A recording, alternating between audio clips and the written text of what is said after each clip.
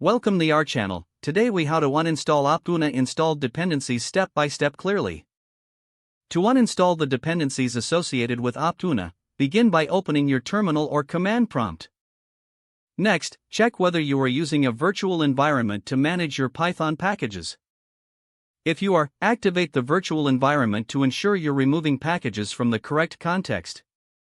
Run the command to list all installed packages in your environment. This can be done using the command pip list. Identify the packages related to Optuna in the list. Common packages may include Optuna, NumPy, and SciPy. To uninstall a package, use the command pip uninstall package _name. Replace package _name with the name of the package you wish to remove.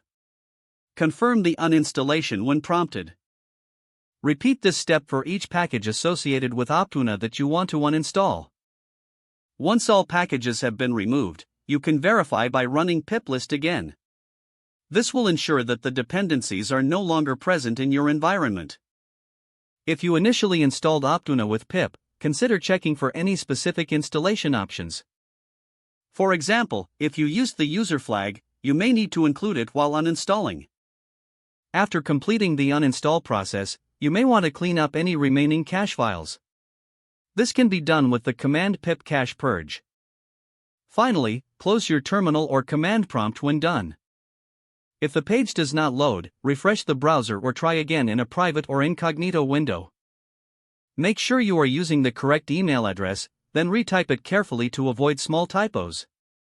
If your password is not accepted, use the reset option and create a new strong password you can remember. Check your spam folder for verification or security emails, then complete any requested confirmation steps. Enable two-factor authentication if available to improve account security and reduce unauthorized access risk. After signing in, review your profile details so your contact information and settings are accurate and current. If you see an error message, note it down and try again after restarting your device and internet connection. Log out when you finish, especially on shared devices, to keep your account and payment information secure. If the page does not load, refresh the browser or try again in a private or incognito window. Make sure you are using the correct email address, then retype it carefully to avoid small typos. Don't forget to like this video and subscribe to our channel for more step-by-step tech guides.